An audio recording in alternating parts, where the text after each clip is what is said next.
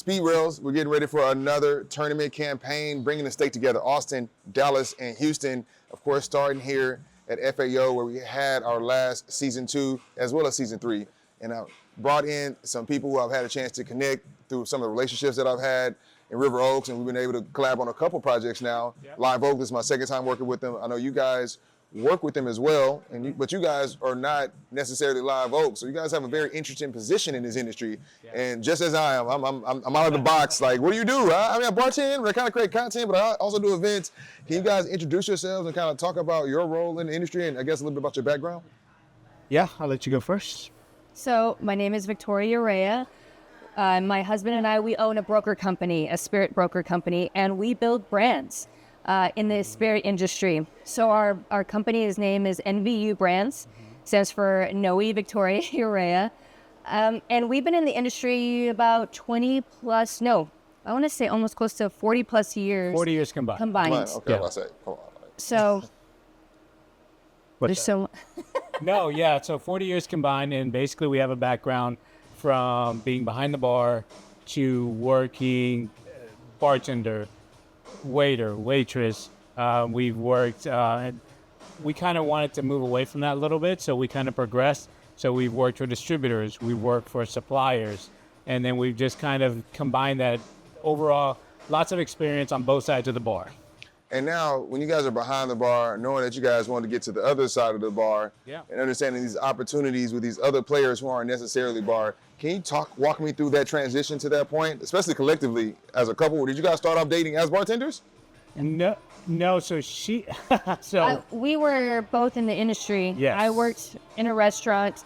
He worked at a bar. Yeah. I feel like you're talking right now to kind of cover up some story that hasn't come to light yet. We had to go back because we've been together for 24 years. I was going to say, HR won't get you guys now. You guys get check. Yeah, I worked at Hooters. And I was a Hooters girl, and I went into his bar, and I might have got a 21-year-old band by accident. There it is. Oh, man, it's all out the window now. So here I am with all my girlfriends from Hooters, and of course, who is our bartender. And not charging you shit. Exactly. So why do you think we just kept going to this bar? So that's how we met. And throughout our careers, we've done, like I said, Noe's been a bartender, I've been a bartender. We've been a waiter, waitresses, bar managers, and at a certain point, you want to do something else. You want a little bit more security. For me, that bug of I don't really want to be behind the bar kind of caught me early. Yeah. And I wanted to do something else, and Noe the same. And so we decided to transition to another position and being on the distributor side of things and being those liquor reps that you see often come into bars. And that's how we started to transition outside the bar. And I think that John, that came with there was a need. There was an ambition to do something else, because we all know that the money is really good when you're behind the bar, and it's a lot of cash. But at a certain point, there comes you kind of have to decide: am I going to stay in this for long term, or am I going to want something more? And maybe bar manager is it, but it has to come from you. You have to be decided where you want to go. And for us, that path led to distributor. We kind of had two different paths of a distributor.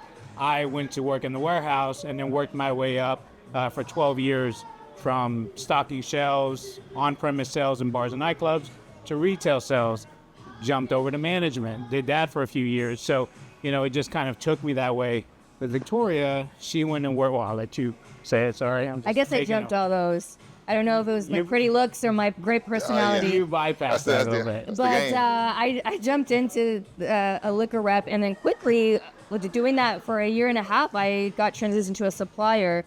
Got picked up by a supplier really quick from that. So it's different for everybody, but getting that experience, it really does help to see another side of it versus just from behind the bar now and you're on the other side of the bar. I think right now, a lot of times, as I've interviewed so many different bartenders, I understand a lot of them are very creatives or ex-athletes who enjoy teamwork. And so they aren't big on, like, I need to make $200,000. They're big on, like, if they can make enough to pay their bills and have a good time, they're cool. But one thing I liked about SpeedRailz is now you add a competitive aspect to it, now introduces a new challenge. And I think sometimes rephrasing people getting a chance to do other things in the industry, they start phrasing it as a new challenge. Like, you go to work, and everything's the same every single day. Like, aren't you tired of that? Like, don't you want to try some new stuff? Yeah. And it seems like you guys wanted a new challenge, and you guys seem to seek out new challenges going forward. Yeah. So now, with that background, go ahead and talk about what you're doing right now and the challenges that you guys seek when you got into this, and some of the challenges you still are dealing with.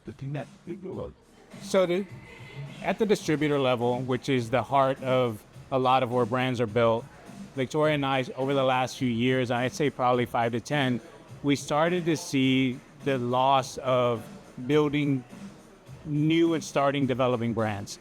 Because every brand, no matter who they all started at the bottom. They all started Tito's, Crown Royal, doesn't matter. You all started somewhere. So every brand had that potential to potentially be something. And that started with a distributor and a supplier partnership. Distributors became inundated and overwhelmed with so many brands that it's just natural that you focus on your top money-making brands. Well, what about the next tier of kind of up and coming? Well, we saw that and we were like, hey, it's going away. That's where we come from, what we know how to do very well. Let's create a business where we identify what we think is the next developing brand. We meet with them and kind of see, are they a good fit for us? We know what core values are: hard work, commitment, honesty. We've seen brands fail, not fail. So we kind of can have a little bit of a blueprint of what works. And we're bringing that to potential partners. And so that's kind of how we started this business. And when you guys kind of got into this very specific role, is this like a new role has been carved out in the industry, or has this kind of always been around and it's just been basically the handshaker? Because I know you guys also add a new component where you guys also create content around it, which of course that's new, just because the internet is new when it comes to that type of stuff. So I'll say this from the broker side, or what we technically are on paper is called a broker, where you represent multiple brands. That model has been around. What we're doing as owners of being in the streets, physically going out there, doing the work, creating the relationships, the distributor communication, and being more active role day to day, to me, that personally feels relatively new. From the content side, and I'll let Victoria speak to that. I mean, she's leading the way in that as well. There is a traditional broker model, but we're adding some new things that other people haven't added, like social media and leveraging that. Another thing that I feel that we're adding is the self-development and how to develop people into leaders or find a leader within themselves. Normally, when you go to corporate, it feels like it's more of a management style. Some people lead by fear. You either get this quota or you're out, or it's a constant. I know when, in my experience, it was like every single, and it's good to have goals and quotas, but it was so like, you better do this or else. And so we're trying to find and build in NVU Brands, trying to build this culture of leading with success with the core values and bringing integrity into it and professionalism. And I think people want that. They want to feel like they can belong somewhere and succeed and thrive in a community, in a corporate environment, that they're not hating their job every 2 seconds. Yeah. So we're bringing that with what we've known in a lot of our self-development growth, and we're bringing that, well, you can have that in a corporation as well. So our company encompasses that. Yeah. And so not only with social media, but it's okay to love your job. And we want to bring that back. I feel like a lot of people in the industry are hating what they do. They're exhausted of what they do. And we want to try to bring something different into that. Is it going to be easy? No, it's not. But that's what we fight for, and that's what we're working for every single day.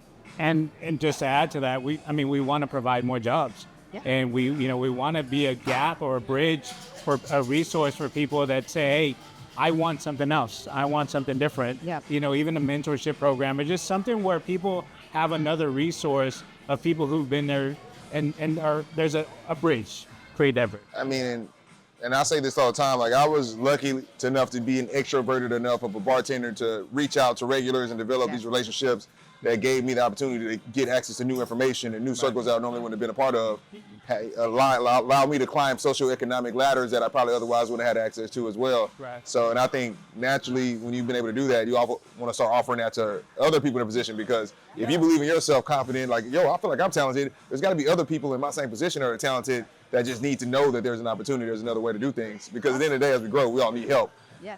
And either you got to go find it and pay for a lot of it, or you got to go out and coach it and train it. And yeah, and I think one of the biggest things is, you know, you've got to find it within yourself of you want something. I mean, Victoria and I, the information is there. It's either you're going to find it, but it all starts with something that's going to push you to take that step to finally take action. And for us, something happened where we needed to make a decision. What were we going to do? Were we going to take action, or were we going to feel sorry for ourselves? And we decided to take action. And we just said, from this point forward, we will always move forward. And even if we stumble, we'll get back up and we'll just keep moving forward. We're going to make mistakes, but you just keep going. There's a certain type of freedom in that, you know, just knowing, like, you know what, man, we already hit rock bottom. Yeah. It's only up from here. Exactly. Now we can move aggressively. Now we can take initiative. Exactly. And so, speaking of reaching out, Live Oak. Yeah. You guys started doing good work, start putting content out there. This brand ended up reaching out to you guys. So to finish up, I guess, go ahead and talk about that relationship collaboration opportunity that you guys were able to create. Man, we love the people at Coastal Bend Distilling who produces Live Oak and Lucky Star Gin. What attracted us to them was they had very similar core values of what we believe as in a company. They're people of integrity. They believe in transparent communication, about building a relationship. It's about the relationship over the close, and we like that. They have a big vision. And what attracted me to them, and Noe as well, is that right now we've got to build back our economy. I heard once that a strong middle America is what builds a strong economy. And that happens when more jobs are created. When we have people like companies like NVU Brands or Coastal Bend Distilling that want to bring more into the community. So they're from a small town called Beeville, Texas, north of Corpus Christi. A long time ago, there was a naval base there that the small community was thriving. It left, and now it's diminishing a little bit. So what they did is they built a distillery there to bring more jobs. They have a tasting room there. They bottle their own stuff, so they bring in the community to work a couple of hours to bottle, to label. And they want to get big enough so they can provide more jobs. And so that to me is like, it's not just a bottle of vodka that we're presenting, it's an economy builder. We have to start supporting these small Texas brands. We have to start building all these small Texas towns. We've got to get them thriving again, because believe it or not, they do help our economy. So this is what attracted us to Live Oak, Coastal Bend, because it aligns with NVU. We want to just build jobs to help the Texas community build middle America back up again, and then that's when you have a thriving economy. I love that, man, because at the end of the day, especially as you break off and start doing your own thing, like you guys have done NVU Brands, being able to choose who you work for is the best feeling ever. Absolutely. It's like, you know what, I'd rather work for this person for a low amount of money than be working over here in this situation, making good money, but not ideal. The relationships aren't ideal. Well, and another thing too is when we saw we dissected the brand, pros, cons, what do you have? We looked at it. We're like, man, we could be together. We personally felt we could take this brand to that level. We've seen other brands and we've helped other brands. Why can't we take everything we've done in the last 20 years and put it into this? Because they have all the ingredients necessary to win. Hey, that's one of the things too, is almost like, if I like somebody and they're like, yo, I have a friend I want you to introduce me to, and then that's when they're like, you know what? I'm already gonna like them because you like them and because you're a dope person. And so by you guys having aligning brand values with them, and then they show up, they're almost identically the same. I think that helps with the brand connection, especially here in this battleground where we're promoting this product to consumers. And it's a very competitive category. And there's a lot, and especially here in Texas recently, in that similar price point. But one of the things that's really close to our heart, it happens to be from where we're from, the same community, and that's pure coincidence. But some stars align in the right way, and here we are. And at the end of the day, you know, you said it's a competitive category. I like to make sure that my dollars are going in places that somehow can trickle back to me. Yeah. You know, if you're helping give somebody a job who might end up spending some money at the bar that I work at, then ma'am, that dollar that I made or I'm spending just goes a whole lot further. So I think consumers are going to start thinking more like that. As this economy tightens up. It's like, where is it going and how does it get back to me? Yeah, keep it in-house. Keep it in-house as much as possible. Well, I agree. Absolutely amazing. Thank you guys for the time. I made them pull up and do an interview because that's what I do. They're tired, end of the day, but we got to get it in, man. Pleasure working with you guys. Thank you guys for the opportunity. Yes, sir. Thank you very much. Crush Texas. Appreciate it. All right, man. We gotta go.